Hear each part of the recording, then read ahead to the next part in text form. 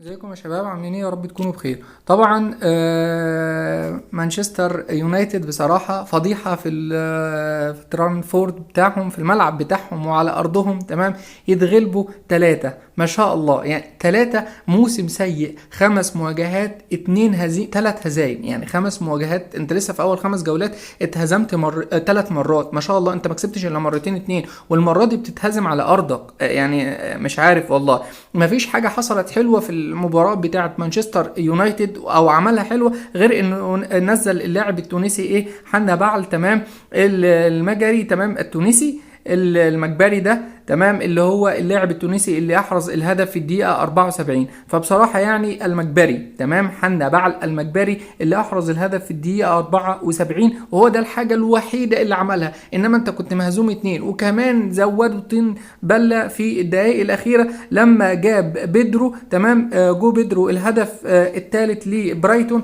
اللاعب البرازيلي ده يعتبر الهدف ال 35 ليه في الدوري الانجليزي.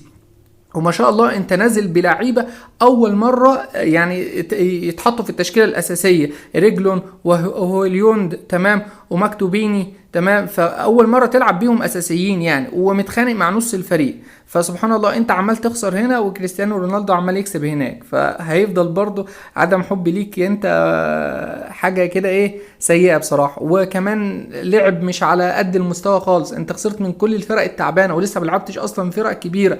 فما شاء الله انت ما لعبتش غير ارسنال بس، وخسرت منها 3، وخسرت منها في اخر دقايق. والمره دي بتخسر على ملعبك ووسط جمهورك، وبتخسر 3 برضه، ونازل بتشكيله غريبه ولعب غريب. فسبحان الله، ما فيش حاجه عدل عملتها غير انك نزلت حنا بعل في الدقيقه 64 جاب هدف ليكو، بس كده. سلام.